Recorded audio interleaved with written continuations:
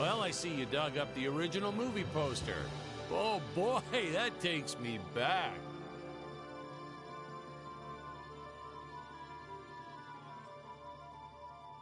All right, we're going to start the commentary track now.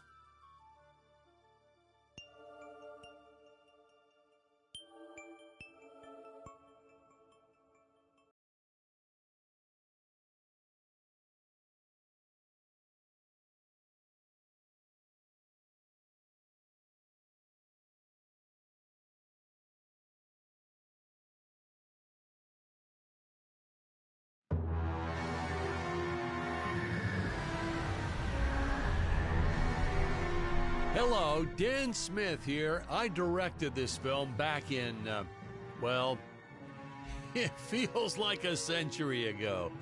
Yeah.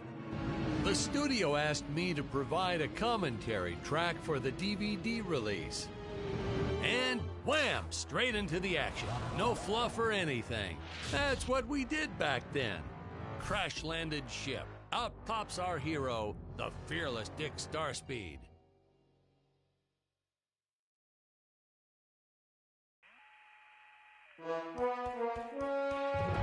The ship's velociter reactor is damaged. I believe that I am stranded on an alien planet. Played, of course, by actor Jonathan Digby. Went on to some minor roles after this.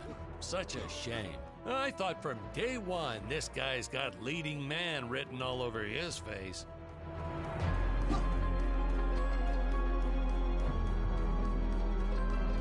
I'm often asked why Dick breaks these boxes. He actually ad-libbed it. I told Jonathan, always keep things exciting.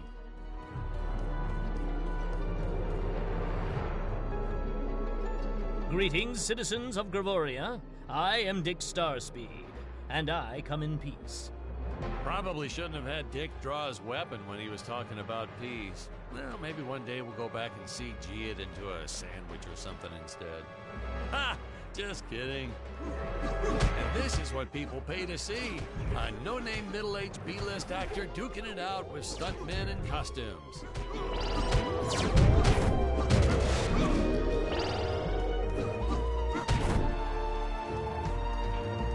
Such stunning choreography. Now, the extras in those robot suits really knew how to take a punch. Oh, literally. I told Jonathan not to hold back. Give it all to him. Kick him in the nuts and bolts. And I know what you're thinking, but don't worry. We handled it responsibly. We made them all sign waivers not to sue for injuries. Holy smokes!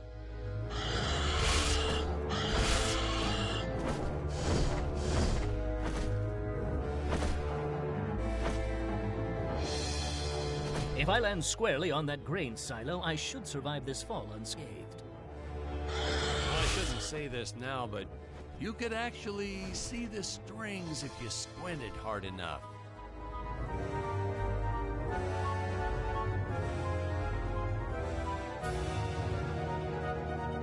A screenwriting trick from back in the old days. You put a grain silo or some haystacks down and it solves all your gravity-related problems.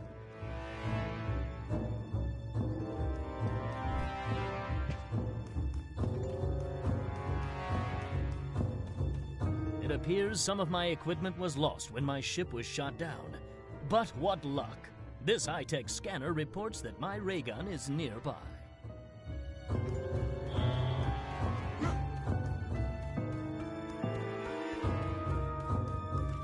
Oh, the dinosaurs! You just don't see quality stop motion like this anymore, do you? Someone actually sat there and moved them, frame by frame. Today, it'd be done with computers, but where's the artistry in that?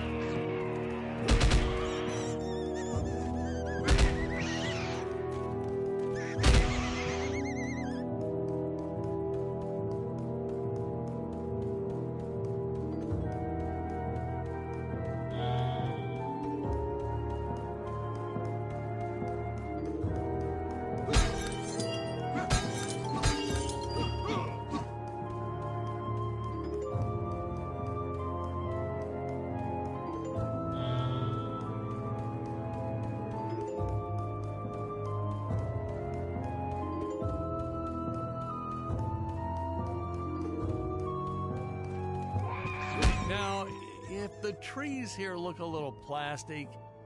Well, it's because they are.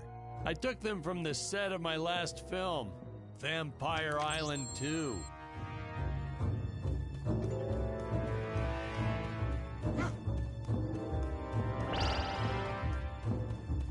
We got our fair share of nasty letters from scientists complaining about our portrayal of the dinosaurs. Was news to me. Apparently these stegosauruses weren't meat eaters. Must have preferred shellfish or something. Blah, how do they know? That's what I say. Ooh, the fearless sea monster, always patrolling the shore, eagerly awaiting for his next meal.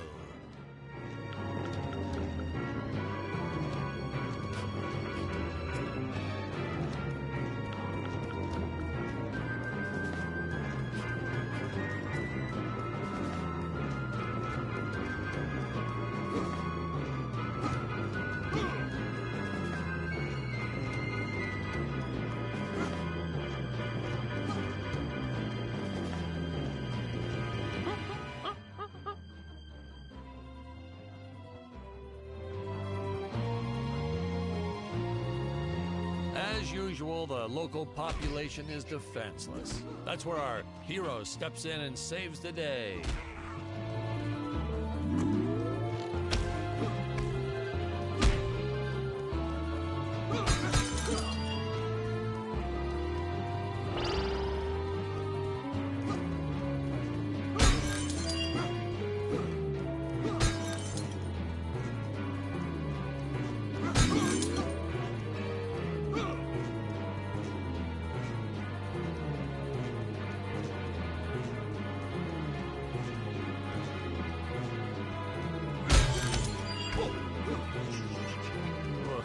We put Jonathan through a lot shooting this film. He wasn't the best actor, especially when reacting to getting hit. He's what you call a flincher. So I told the stuntman to really just go to town on him. It's the only way to get an honest performance sometimes. Our props master tried to make the weapons soft, but there's only so much you can do. Lucky for us, Dick's entire body was covered in that spacesuit. That thing was a lifesaver when it came to hiding bruises.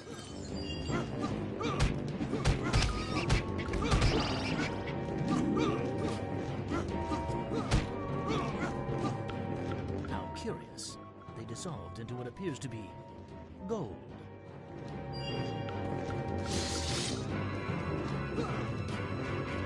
You'll notice the gold disappears when Dick touches it. We had a deleted scene that explained he's actually teleporting it back to his ship. It's funny, no one ever questioned how Dick was able to walk around with an infinite amount of gold on him.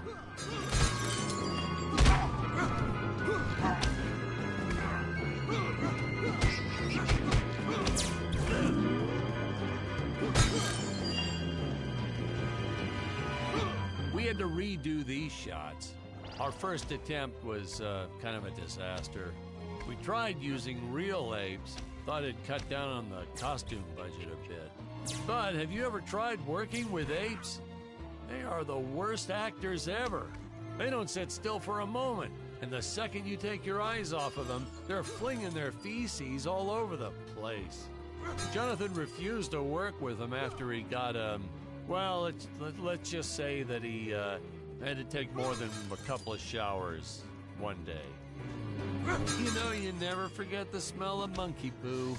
We steam cleaned the studio top to bottom. Still never got rid of it entirely. All through the rest of the shot, we kept finding those little surprises hiding inside various props. Boy, were those the days.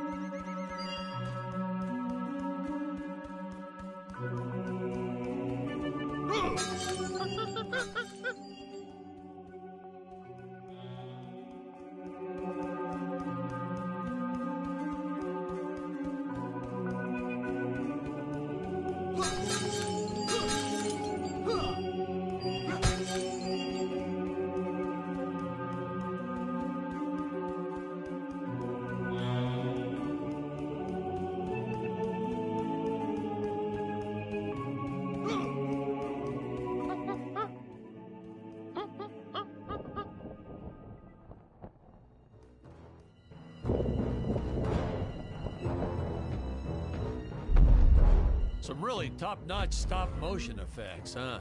Unfortunately, we skimped on the Dick Starspeed puppet a little. The Earthman is not for you to eat, fiend!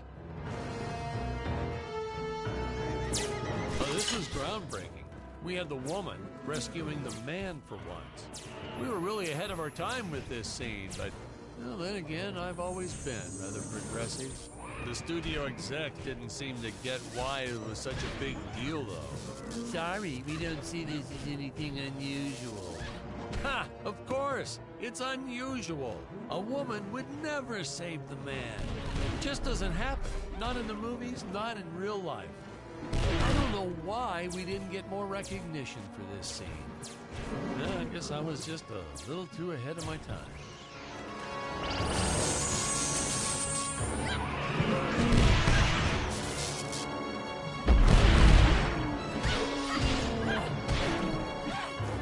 Wham and bam! Now, here's some real action.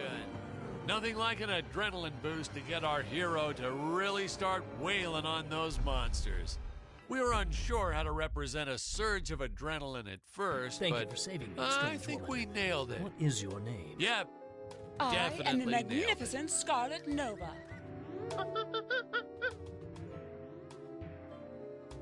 Do not question my motives. Just be happy that you are still alive. I must speak with my father at once. I shall teleport to his chambers.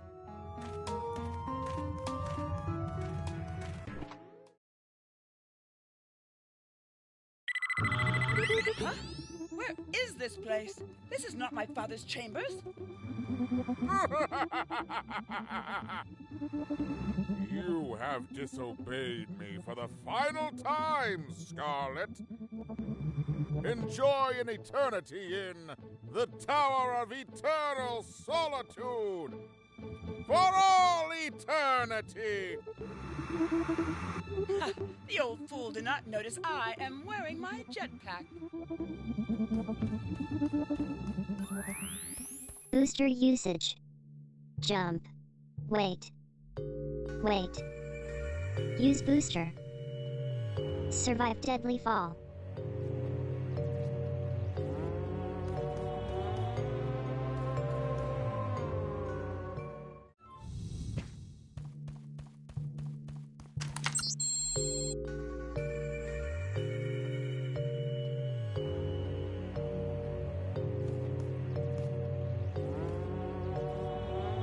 Scarlet didn't quite realize she needed to shoot those energy orbs down below. Keep in mind, Stacy was doing this on a soundstage, okay?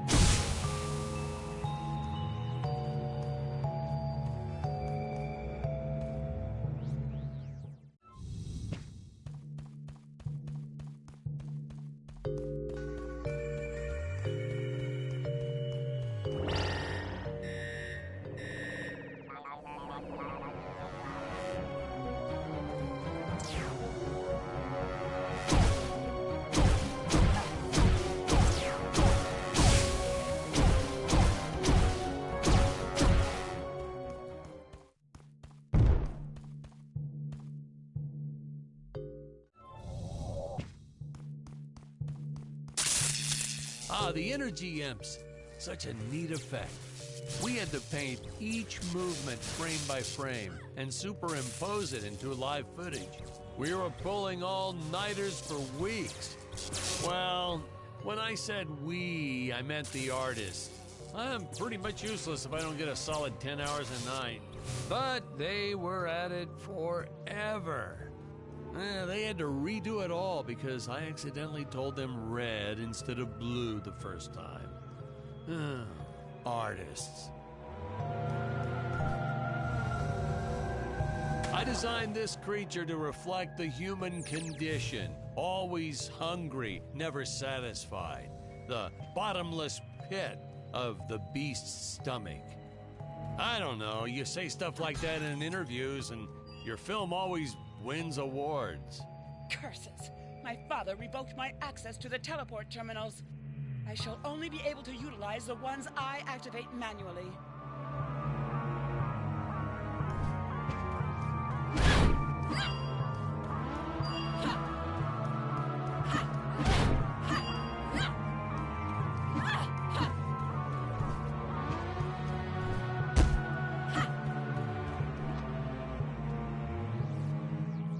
Man, some of these shots are dragging on longer than I remembered.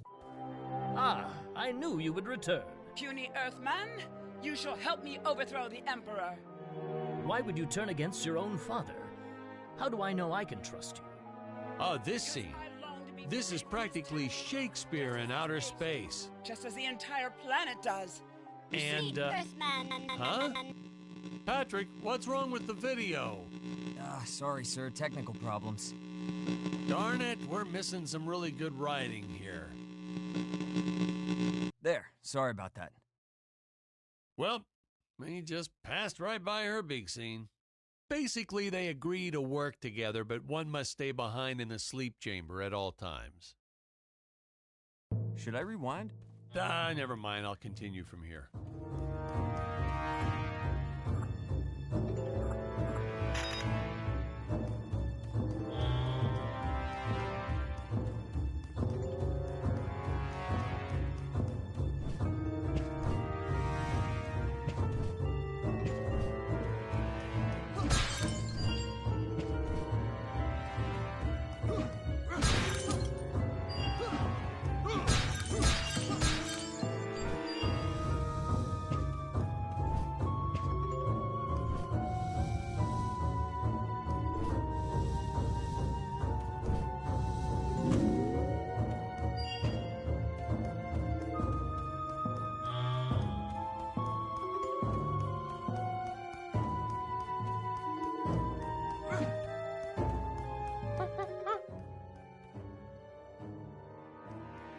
Right from the start, our budget was a little tight, even by standards back then. To make do, Tony shot a couple scenes in black and white. Originally, he intended to use it for flashbacks. But then I had to break it to him. Our film doesn't have flashbacks. We almost made it a silent film just to cut costs.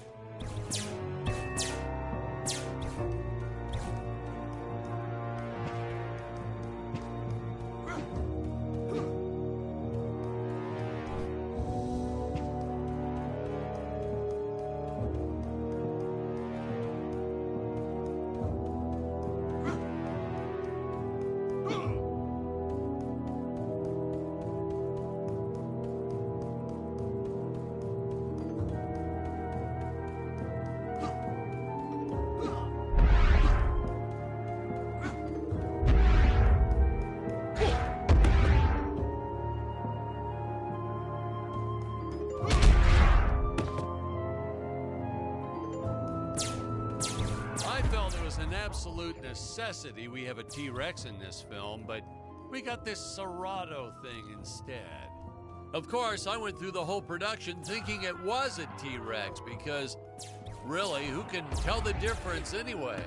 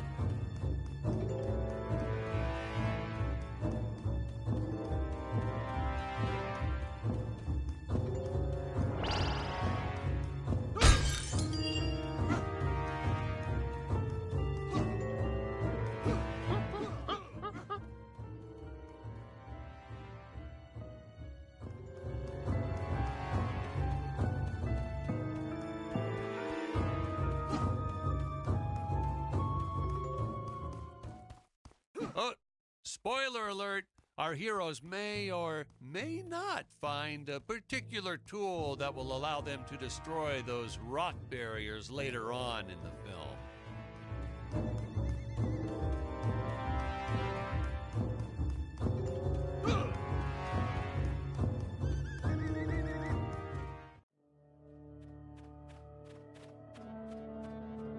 It would appear that now is the time for us to climb the Deadly Tower of Monsters.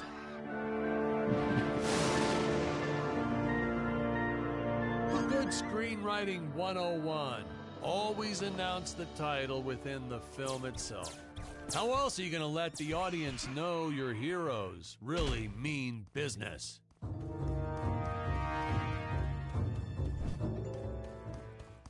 Now, that weapon, it's just an electric shaver, but you know, I bet you'd never guess it was, would you?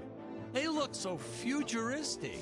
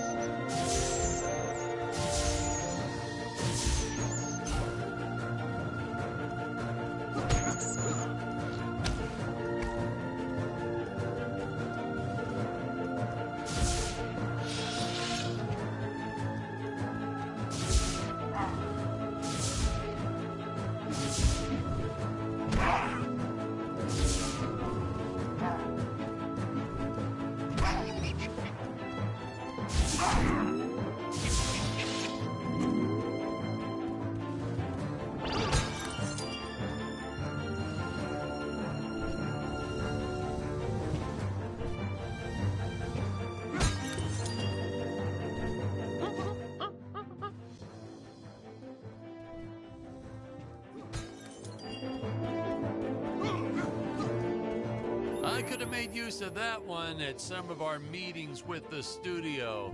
Oh, you'd like to see records of where our budget went to this month? Sure, let me get that for you right now. Boom, boom. Yeah. Unfortunately, those meetings ended in a much different way.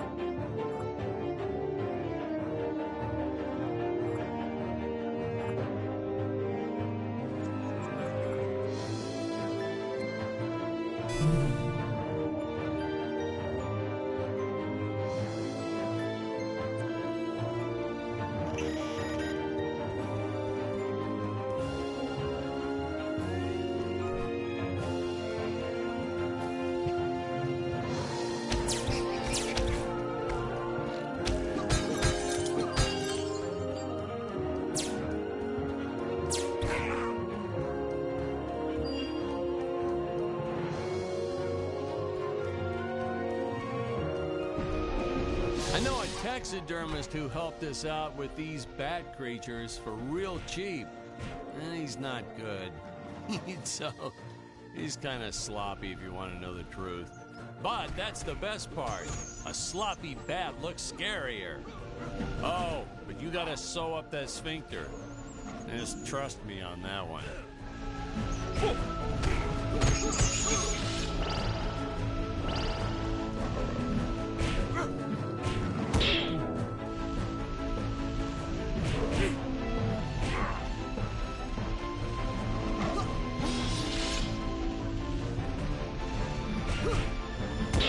Hero means business when they take a shot from a monster and shoot it right back at him. In my professional opinion, that is the coolest of the cool. Hey, Patrick, throw something at me real quick. What? I'm sorry, sir, but I don't think that would be appropriate. Ugh, you're no fun.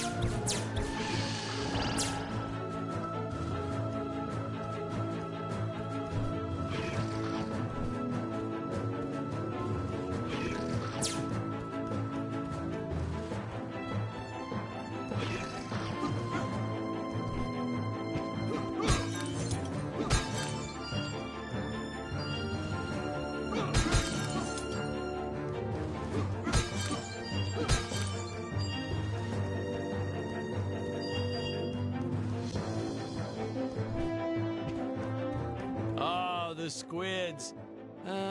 Some board member had these nephews who really wanted to be in the films. They made me cast them as squids. Whatever happened to artistic integrity? If you're going to cast a role not on merit, at least let it be a hot female role.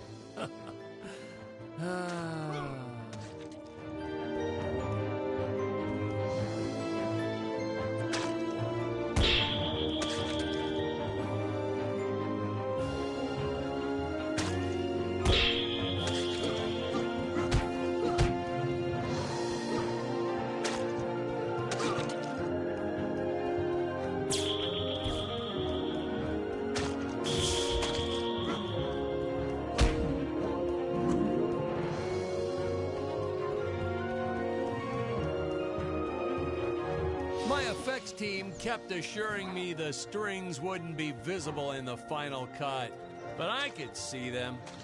No transparent nylon. This stuff will do the trick. Yeah, right. I swear those darn strings is what made my hair go white.